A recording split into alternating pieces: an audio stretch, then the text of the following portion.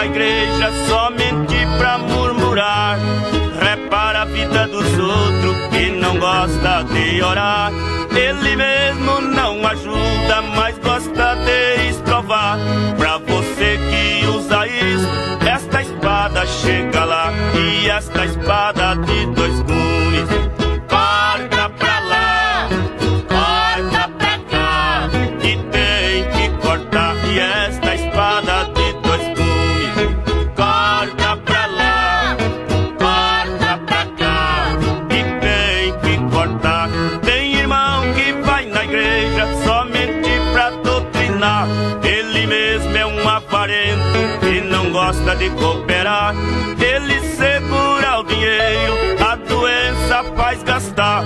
Pra você das mãos fechadas, esta espada chega lá. E esta espada de dois gumes corta pra lá, corta pra cá, e tem que cortar. E esta espada de dois gumes corta pra lá, corta pra cá, e tem que cortar. Moço do cabelo grande que gosta de se mostrar, se não cortar no barbeiro, esta espada vai cortar.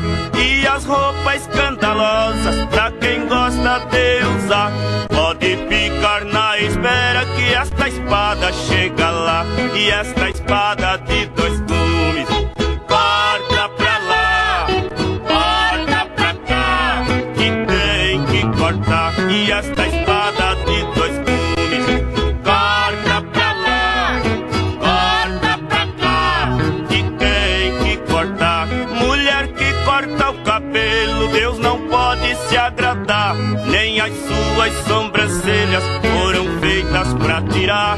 Suas unhas tão bonitas não foram feitas pra pintar.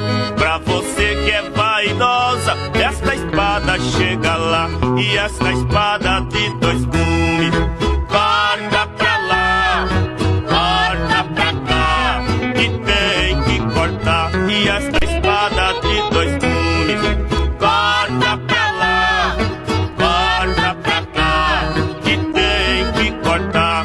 A igreja é do Cordeiro, ele quer santificar. É orando e jejuando que Deus pode abençoar. Deus quer operar bastante e muitos não dão lugar por causa da vaidade, mas esta espada vai cortar. E esta